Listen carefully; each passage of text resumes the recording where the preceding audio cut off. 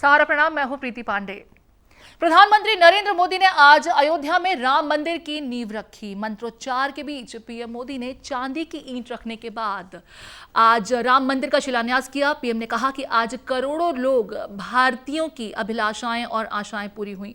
उन्होंने कहा कि आज के दिन की गूंज पूरे विश्व में सुनाई दे रही है। इस दौरान प्रधानमंत्री ने कहा कि राम की शक्ति देखिए, इमारतें टूटी पर उनका अस्तित्व नहीं टूटा। आज सदियों का सपना पूरा हुआ। बड़ी बहस में आज हम बात करेंगे अयोध्या की। तो शुरू करते हैं बड़ी बहस। राम राम राम राम राम राज्यम, राम राम राम राम राम राज्यम, राम राम राम राम राम राज्यम, राम राम राम राम राम राज्यम। 492 साल बाद अयोध्या ने अपने इतिहास का पन्ना फिर पलटा। विवादित जमीन को लेकर आजादी के बाद लंबा मुकदमा चला। 9 महीने पहले सुप्रीम कोर्ट ने यह फैसला सुनाया। विवादित जमीन पर रामलला की हुई जीत और देशवासियों का सपना अब पूरा हो गया है। प्रधानमंत्री नरेंद्र मोदी आज अयोध्या पहुंचे। हनुमानगढ़ी में पूजा करने वाले और रामलला के दर्शन करने वाले मोदी पहले प्रधानमंत्री बन गए हैं। इससे पहले इंदिरा गांधी, राजीव गांधी और अटल बिहारी वाजपेयी अयोध्या पहुंचे, लेकिन रामलला के दर्शन नहीं कर पाए थे। बता दें कि भूमि पूजन से पहले प्रधानमंत्री मोदी हनुमानगढ़ी में पूजा करने के बाद जब राम जन्मभूमि पहुंचे तो सबसे पहले रामलला के दर्शन किए। इसके बाद रामलला को साक्षात प्रणाम किया। इसके बाद प्रदेश के मुख्यमंत्री योगी आदित्यनाथ के साथ प्रधानमंत्री मंदिर के भूमि पूजन स्थल पर पहुंचे। इसके बाद भूमि पूजन शुरू हुआ। यहां 2000 पवित्र जगहों से लाई गई मिट्टी और 1000 से ज्यादा नदियों के लाए गए पानी को रखा गया। 1989 में दुनिया भर से 2,75,000 ईंटें जन्मभूमि भेजी गई। इनमें से 9 ईंटों यानी शिलाओं को भूजन में रखा गया। पूजन के बाद पीएम मोदी को संकल्प दिलाया गया। आप ये तस्वीरें देख रहे हैं। ओम सची पुरंदराभ्याम नमः, ओम माता पितृचरण।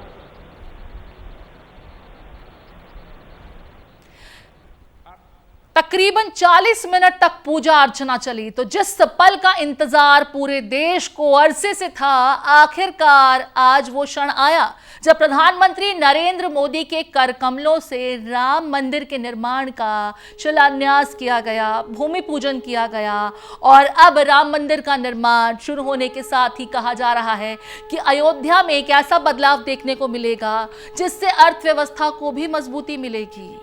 इस पल, इस क्षण पूरा देश गौरवान्वित महसूस कर रहा था। कण कण में रोम, कोटि कोटि में रोम। और यही संदेश अगर बात की जाए, प्रधानमंत्री नरेंद्र मोदी ने कहा कि राम कण कण में हैं, राम हर मन में हैं। राम जो संदेश देते हैं वो वाकई मानवता को एकजुट करता है और आज का दिन पूरे देश के लिए गौरवान्वित होने वाला है। पूरा विश्व आज अयोध्या की तरफ देख रहा है। 9 शिलाओं से ये पूजा जो है संपन्न की गई। तकरीबन 40 मिनट तक ये पूजा अर्चना चली। साक्षात वहां पर जिस तरीके का माहौल था, ऐसा लग रहा था कि सभी देवी देवता वहां आशीर्वाद दे रहे हैं। कुछ इस तरीके का माहौल था जो शायद शब्दों में बयां नहीं किया जा सकता। इस पल का, इस क्षण का हर भारतवासी अरसे से इंतजार कर रहा था।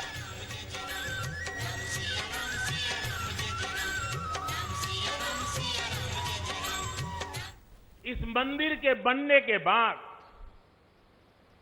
अयोध्या की सिर्फ भव्यता ही नहीं बढ़ेगी, इस क्षेत्र का पूरा अर्थतंत्र भी बदल जाएगा। यहां हर क्षेत्र में नए अवसर बनेंगे। हर क्षेत्र में अवसर बढ़ेंगे। सोचिए, पूरी दुनिया से लोग यहां आएंगे। पूरी दुनिया प्रभु राम और माता जानकी का दर्शन करने आएगी। मुझे विश्वास है कि यहां निर्मित होने वाला राम मंदिर अनंत काल तक पूरी मानवता को प्रेरणा देगा।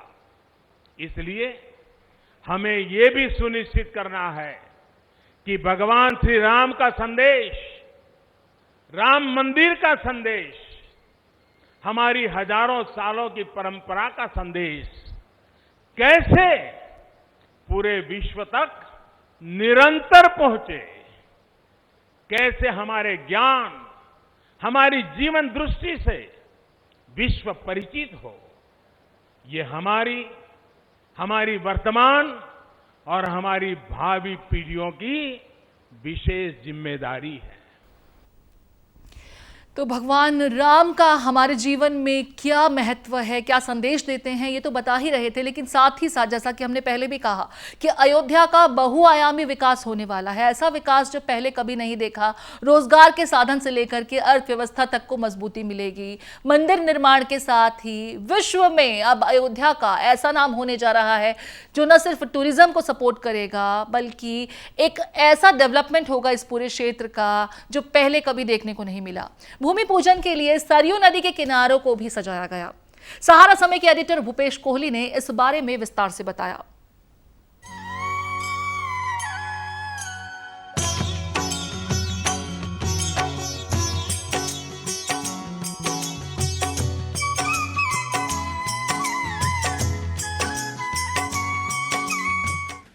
इस वक्त सहारा समय की टीम मौजूद है अयोध्या में सरयू घाट पर, और सरयू घाट पर भी उस मंदिर में जहां पर मां सरयू की प्रतिमा मौजूद है, और यहीं से शाम को 6:55 पर महाआरती होने वाली है।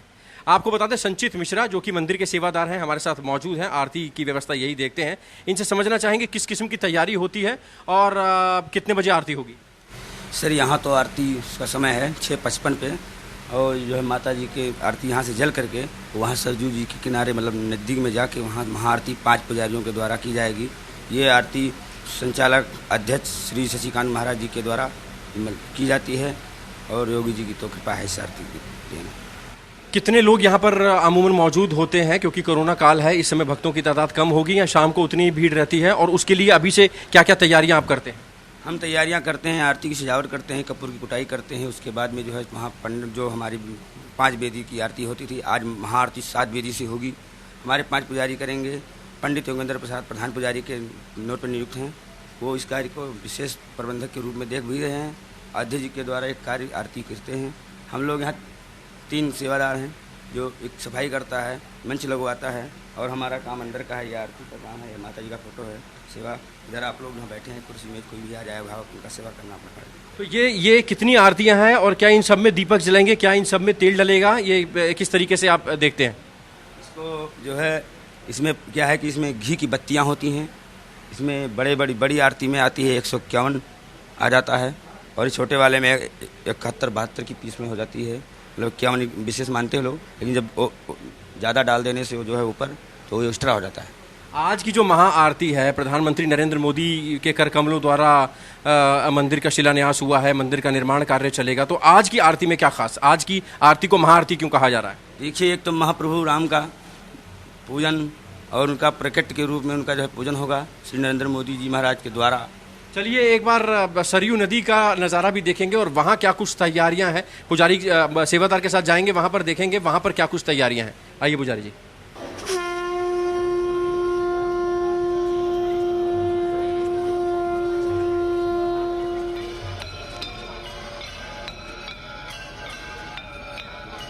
करीब सरयू के तट से मंदिर की दूरी करीब 15 से 20 कदम है, और यहाँ पर सेवादार भी हमारे साथ मौजूद हैं। इनसे समझना चाहेंगे, यहाँ जो घाट है इसको बेहतरीन तरीके से सजाया जा रहा है। फूलों की लड़ियाँ लगाई जा रही हैं, गुलदस्ते लगाए जा रहे हैं, घंटियाँ शंखनाद होगा यहाँ पर। देख सकते हैं आप, ये कितना भव्य है, और चमेली के फूलों की खुशबू भी आ रही है। और समझना चाहेंगे इस घाट की महत्ता, सरयू की महत्ता, और यहाँ पर किस तरीके से आरती होगी। यहाँ से आरती 7 पुजारी द्वारा होगी। वे दिव्य महाआरती है, और ये मोदी जी के आने के उपलक्ष्य में और राम जी के प्रकट के भाव में ये पूरी अयोध्या महाआरती मनाती है। और अभी ये 5 अगस्त हमेशा के लिए हो सकता है मोदी की द्वारा बन जाए और लंबी बढ़ जाए। हमारे शशिकांत जी महान जी द्वारा संचालित ये आरती और बढ़ाने की इच्छा में हैं। बाकी जैसे भी राम जी की माता जी कृपा होगी, ये महादिव्य आरती आज का महत्वपूर्ण आरती होगी, विश्व लेवल दिखाएगा। विश्व सरयू की बहता देखें तो कल कल बह रही है, एकदम शांत तरीके से बह रही है और निर्मल जल है, और बताते हैं इसको इसके दर्शन मात्र से, इसमें स्नान करने मात्र से मोक्ष की प्राप्ति होती है। सरयू के बारे में थोड़ा सा बताइए। हाँ, माँ सरजू तो विष्णु की आंसू से ब्रह्मा जी कमंडल द्वारा धरती पर अवतरित हुई, और इन्हें वशिष्ठ पुत्री भी कहते हैं, त्रिनेत्रा भी कहते हैं, और इसका नाम सरजू भी है। इसलिए इनकी महत्व यह है कि इनको क्षण मात्र दर्शन कर लेने से इनका तरंतार हो जाता है। ये पूर्वज के संत महात्मा पंडित विद्वान जन कहते हैं। चलिए, आज का दिन बेहद महत्वपूर्ण है और अब राम मंदिर का निर्माण अब शुरू हो चुका है, और साथ ही साथ जितनी जल्दी ये मंदिर बनेगा उतनी जल्दी भक्त इस मंदिर में आकर दर्शन करेंगे। इस महाआरती की महिमा हम शाम को भी अपने दर्शकों को दिखाएंगे। शाम को 6:55 पर आप हमारे साथ जुड़े रहेंगे, लेकिन इस वक्त अपने कैमरामैन आलोक सक्सेना के साथ मैं भूपेश कोहली, अयोध्या।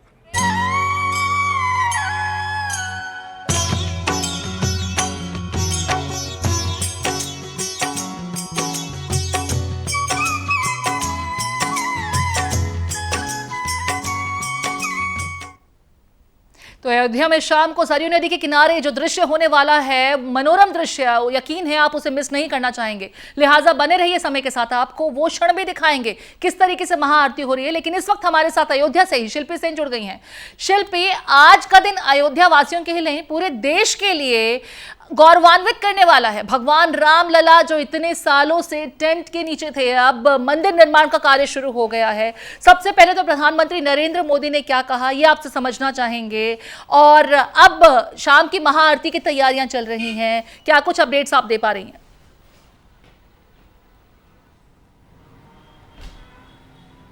देखिए, सिया राम में सब जग जानी कहा ही गया है, यानी सीता राम जगत में व्याप्त हैं, और इस बात को यूं तो जानते सभी लोग हैं, लेकिन आज इस बात को अयोध्या में अच्छी तरह से महसूस किया जा सकता है। वो लोग जो बाहर से आए हैं वो भी महसूस कर रहे हैं, और अयोध्या वासी तो ये मानते भी हैं, जानते भी हैं, और इस बात के लिए अपना सौभाग्य भी मानते हैं कि अयोध्या में वो हैं, और अयोध्या जहाँ कण कण में राम है, राम का जन्म स्थान है, वहाँ उनको रहने का सौभाग्य मिल रहा है। आपके सवाल पर आती हूँ, प्रधानमंत्री ने क्या कुछ कहा। देखिए, आज जिस तरह से आयोजन हुआ है उसको हम लगातार अपने दर्शकों को दिखा रहे हैं, चाहे पूजा का मुहूर्त हो, चाहे उसकी जो उपयोगिता है वो हो, या फिर कई दिन से जो सेलिब्रेशन, जो उत्सव का दौर चल रहा है वो भी हो। कल शाम को आपने देखा होगा दीपावली भी मनाई गई थी, पूरी अयोध्या जगमग थी। लेकिन प्रधानमंत्री ने जो बातें कही, चाहे उनकी बातों को देखें यानी संबोधन को देखें, या उनके बॉडी लैंग्वेज को देखें, या जिस तरह से उन्होंने चीज़ों को रिसीव किया और सबने उसको देखा देश और दुनिया में, उसको देखें, आप महसूस करेंगी कि उन्होंने एक संदेश दिया है, वो संदेश जो शाश्वत है, यानी राम के मंदिर का नींव पूजन है। लेकिन राम है क्या? राम मर्यादा है, राम सत्य है, राम कटुता कभी नहीं हो सकते, राम प्रेम है। और राम का जब भी नाम आता है तो आपने महसूस किया होगा कि कभी भी कटुता का एहसास नहीं होता, बल्कि मन हमेशा मुस्कुराता है और अच्छा लगता है और मधुर लगता है राम का नाम।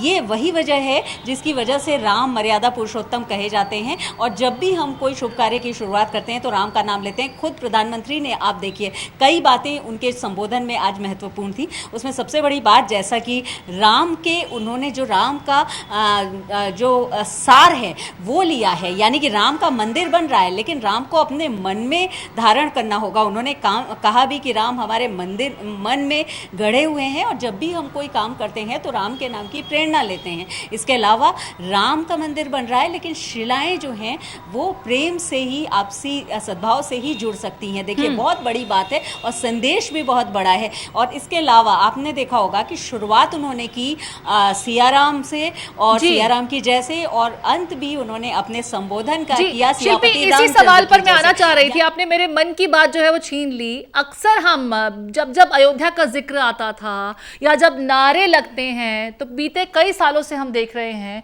जय श्री राम के नारों से ही अयोध्या को जोड़ा जाने लगा था। लेकिन आज जब शिलान्यास से पहले, भूमि पूजन से पहले प्रधानमंत्री वहां पहुंचे तो उनकी बॉडी लैंग्वेज तो बहुत अलग थी ही, लेकिन जब उन्होंने संबोधन किया इस पूजा के बाद तो उन्होंने जय सिया राम जब बोला तो समझ में आया कि अयोध्या सिर्फ श्री राम नहीं, अयोध्या राम दरबार के लिए भी जानी जाती है। उस दरबार में जिसमें सीता मैया भी विराजती हैं। जय श्री राम, जय सिया राम, इन शब्दों के साथ जब किया, उद्घोष किया, जय घोष किया, माहौल बहुत अलग था। इसको समझना चाहेंगे, क्या संकेत दे रहे थे प्रधानमंत्री मोदी, और साथ ही साथ जैसा कि आपने खुद कहा कि भावना, जन भावना, राम क्या संदेश देते हैं, कैसे उसे अपने जीवन में समावेश करना चाहिए राम भगवान के संदेश को, इन तमाम चीजों को और आप विस्तार से बता सकें।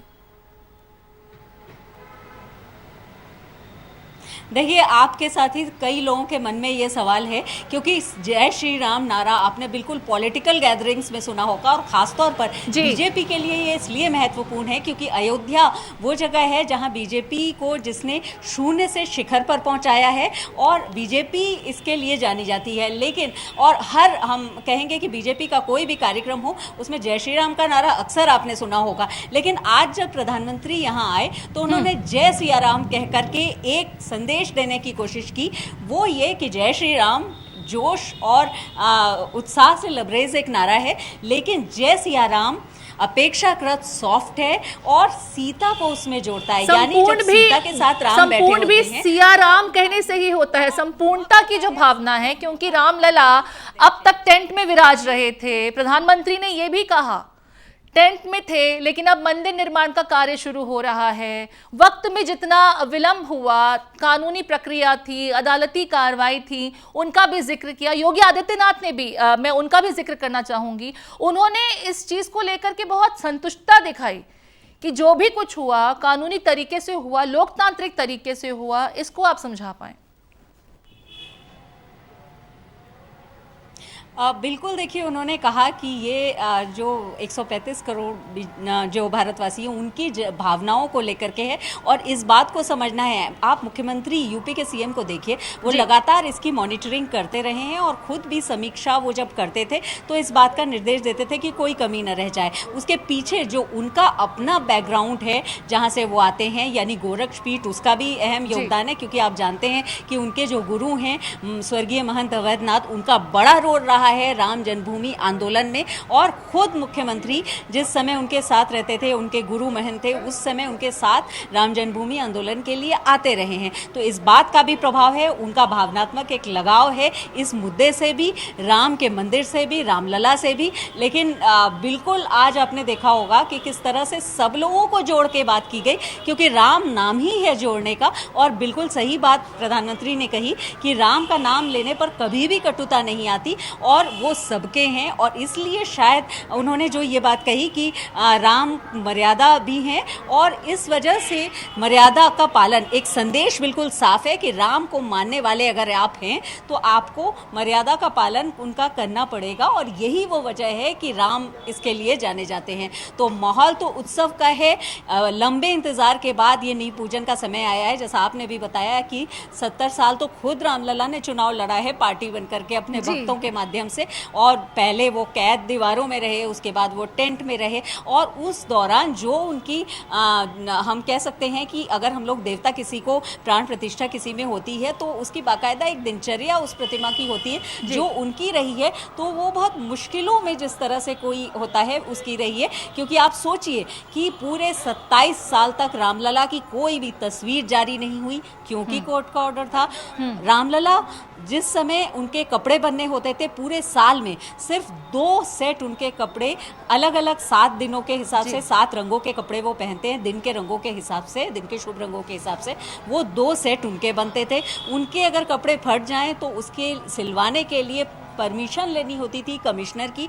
जिस टेंट में उनको प्रतिष्ठित किया गया था वो विराजमान थे, क्योंकि वो रामलला विराजमान है ऑफिशियली भी, केस में भी, और उनको टेंट को बदलने के लिए भी परमिशन लेनी होती थी कोर्ट से। तो आप सोच सकते हैं कि किस तरह का एक लंबा समय रहा है, खासतौर पर इन 27 सालों का। उसके पीछे का जो केस रहा है, जो जिस तरह से चीज़ें रही हैं, वो अलग बात है। लेकिन अब जब इस लक्ष्य की पूर्ति हो रही है तो निस्संदेह जो उनको मानने वाले हैं उनके मन में एक उल्लास है, लेकिन उल्लास कहीं अति उत्साह में न बदल जाए, इसकी पूरी कोशिश प्रधानमंत्री ने की है। आप अगर उनके पूरे संबोधन को सुने तो ये बात बिल्कुल साफ हो जाएगी कि उन्होंने इस बात को बताने की कोशिश की है कि जो राम के मानने वाले हैं उनको राम के इन गुणों को देखना चाहिए, उनका अनुसरण करना चाहिए। संदेश यही था और शायद इसी वजह से सीताराम और जय सिया राम की उन्होंने बात की। और मैं आपको बताना चाहूंगी कि जो मंदिर बन रहा है उसमें भी रामलला, क्योंकि राम का जन्मस्थान है तो रामलला तो विराजेंगे ही प्रथम तल पर,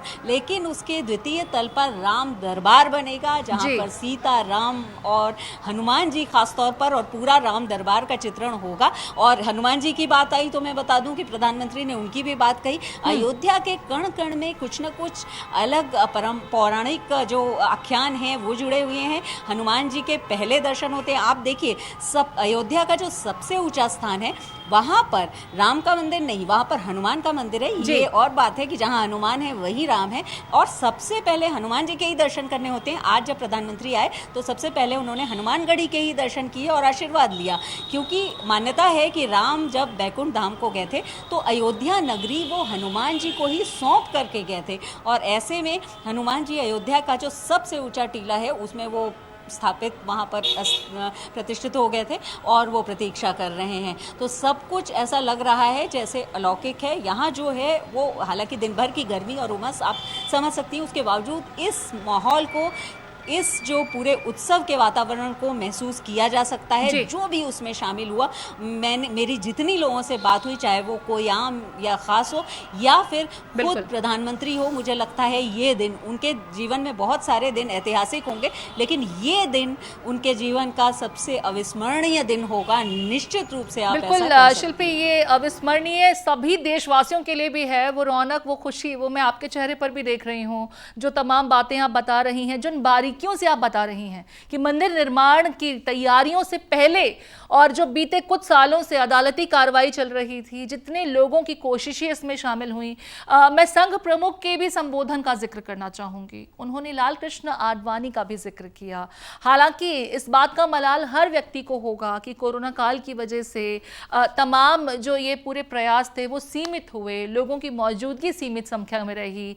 बावजूद इसके मोहन भागवत ने जिस तरीके से उन तमाम चेहरों का भी जिक्र किया है और खास करके लाल कृष्ण आडवाणी, उनका संबोधन, जब उनका जिक्र होता है इस पूरे संबोधन में, उसको लेकर के भी आप बताएं, क्योंकि ये वो चेहरे हैं, जब विवादित ढांचे का हम जिक्र करते थे तब ये वो तमाम चेहरे हैं बीजेपी के जिनका प्रखर रूप से नाम लिया जाता है। मुरली मनोहर जोशी का नाम लिया जाता है। उमा भारती तो वहां पहुंची भी।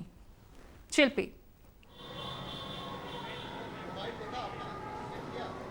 बिल्कुल, देखिए, वैसे तो ये विवाद पुराना है और उसके बाद केस भी पुराना है, लेकिन अगर हम कहें रामलला के लिए आंदोलन चलाने की बात, इस मंदिर के लिए आंदोलन चलाने की बात, तो निश्चित रूप से संघ परिवार को वो आप उसमें हिस्सेदारी उसकी देख सकती हैं। और इसीलिए लाल कृष्ण आडवाणी का नाम लेना भी ज़रूरी था, क्योंकि सियासी नारा इसको कहा जाता है, क्योंकि आपने सुना होगा, हालांकि इस मौके पर इसका जिक्र करना, लेकिन निश्चित रूप से ये भूला नहीं जा सकता जब हम लोग कोई एनालिसिस करते हैं कि लगातार ये कहा जाता है कि रामलला हम आएंगे, मंदिर वहीं बनाएंगे। बीजेपी का बहुत चर्चित, बहुत नारा रहा है जिसको लोग सुनते रहे हैं और इसी के जरिए ये बात होती रही है। लेकिन आज वो चेहरे नहीं थे, आप सही कह रही हैं, और शायद उनको इसीलिए स्मरण करना, यहाँ से याद करना और बोल करके याद करना। वैसे तो बहुत सारे लोग ये सोच रहे होंगे उनके बारे में।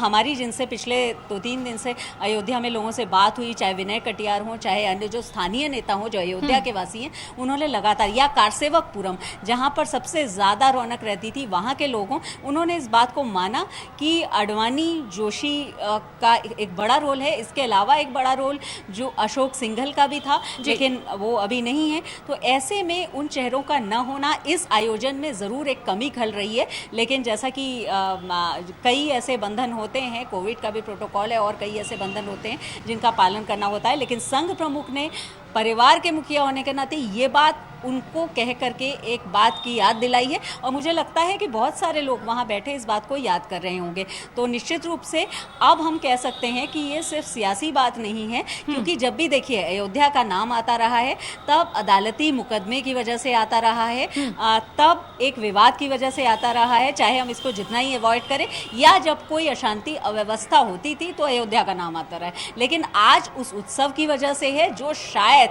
विश्व का सबसे बड़ा आयोजन आप इसको कह सकते हैं कि उसमें से एक होगा। और आज सब कुछ अच्छा है, सब कुछ राममय है, सब कुछ हम कह सकते हैं कि जिसको लेकर के लोग खुशी प्रसन्नता व्यक्त कर सकते हैं, ऐसा है। और ये बात बनी रहनी चाहिए, और सबने मुझे लगता है अपने संबोधन में इसकी कोशिश की, संघ प्रमुख ने भी इसकी कोशिश की, प्रधानमंत्री ने तो की ही, और अब इस बात को बनाए रखना भी लोगों की जिम्मेदारी है खास तौर पर। चलिए शिल्पी, आपने तमाम जानकारियां दी। हालांकि सवाल बहुत से हैं इन तमाम मुद्दों को लेकर के, आज के इस पूरे आयोजन को लेकर के, लेकिन समय की पाबंदी भी है। तमाम जानकारियां आपने दी, इसके लिए आपका शुक्रिया। आगे भी आपके पास आते रहेंगे। इस बीच दिल्ली में स्वास्थ्य मंत्री डॉक्टर हर्षवर्धन ने मिठाई बांटी है। मंदिर के शिलान्यास के पूजन और इस पूरे आयोजन को लेकर के खुशी थी, जश्न का माहौल। और इस बीच आप देख रहे हैं केंद्रीय स्वास्थ्य मंत्री डॉक्टर हर्षवर्धन, सोशल डिस्टेंसिंग का ख्याल रखा जा रहा है। यहाँ पर ये तस्वीरें आपको दिख रही हैं, मिठाई बांटते दिख रहे हैं डॉक्टर हर्षवर्धन, लेकिन साथ ही साथ सोशल डिस्टेंसिंग का पूरा ख्याल। और इन तस्वीरों में देखिए हर धर्म के लोग दिख रहे हैं, हिंदू, मुस्लिम, सिख, ईसाई, सभी इन तस्वीरों में हर वर्ग के व्यक्ति दिख रहे हैं। मैंने पीछे तस्वीरों में देखा, आप देखिए फ्रेम में डॉक्टर हर्षवर्धन के ठीक पीछे हर धर्म के लोग हम आइडेंटिफाई कर सकते हैं। और सबसे बड़ी बात, क्या खूबसूरती के साथ देखिए सोशल डिस्टेंसिंग का पूरा ख्याल, क्योंकि कोरोना काल भी है, खुशी और जश्न अपनी जगह है, लेकिन ये एहतियात भी हमारी ही जिम्मेदारी है। लिहाजा आज मंदिर के शिलान्यास के मौके पर दिल्ली में, राजधानी दिल्ली में केंद्रीय स्वास्थ्य मंत्री डॉक्टर हर्षवर्धन मिठाई वितरित करते हुए